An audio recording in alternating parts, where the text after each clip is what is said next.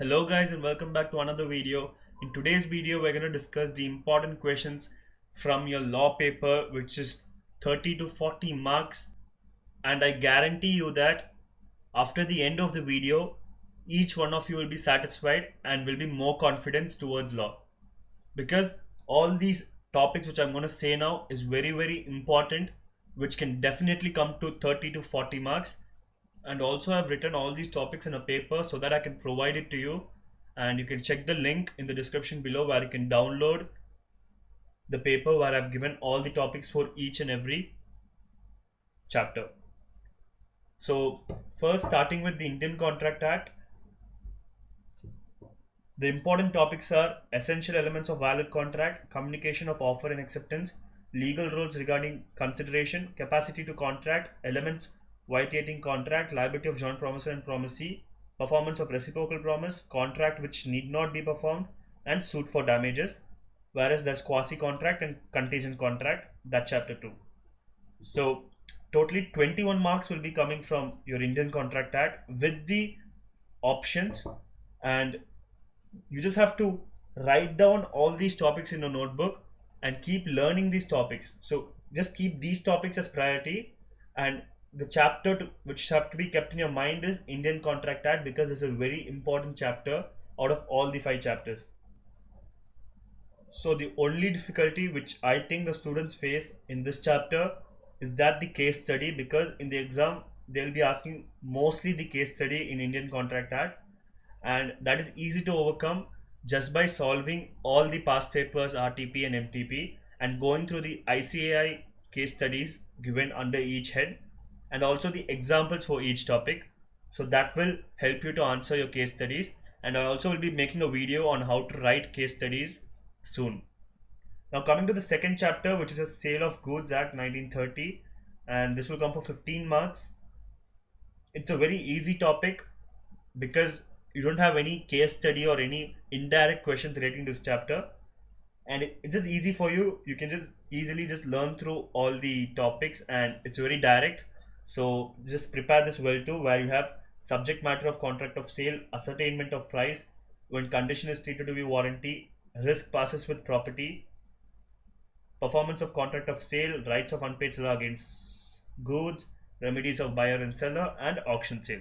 So all these topics are very important in this second chapter. Now coming to the third chapter, which is your Indian Partnership Act 1932, which can come for 15 marks including the options.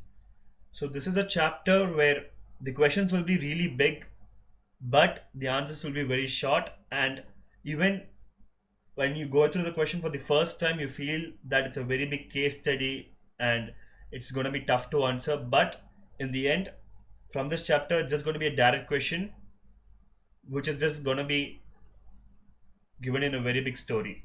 So under Indian Partnership Act you have to know the true test for partnership and the type of partners, rights and duties of partner, liability of third parties, minors position, right of outgoing partner, consequences of non-registration, and modes of giving public notice. So these are the very important topics which are probably going to come for your Indian Partnership Act as per the past papers. And coming to the fourth chapter, which is a very small chapter and it's a very easy chapter, which is your LLP Act 2008, going to come only for 5 marks. So you don't have to stress this out. You can keep this as the last priority, and you can do this at the end. And the only important topic which I felt from this chapter is incorporation of LLP, and nothing else is important. Everything was just general, so you can just go through incorporation of LLP as first priority, and if time permits you can go through the other topics. Now the last chapter and the very important chapter is the Companies Act 2013, which is going to come again for 15 marks including the options. And in this you have to be clear with your concepts. You have to know the corporate will theory, section 8 companies, doctrine of indoor management, doctrine of ultra wires, and AOA and MOA. So all these topics are very important in Companies Act.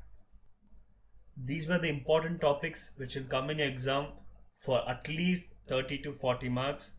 So here I would just suggest that you go through these topics first and then the other topics for the last if you have time.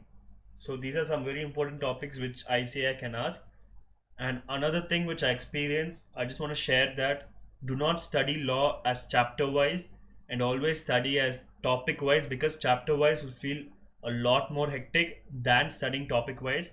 And by topic wise, you can cover more portions. You can feel more confident that you know about that particular topic. And I would just suggest that from now onwards, start following these topics first. Just take a random topic from the topics which I provided and start learning that, start writing that, keep practicing law every day, and that would be it for your exam.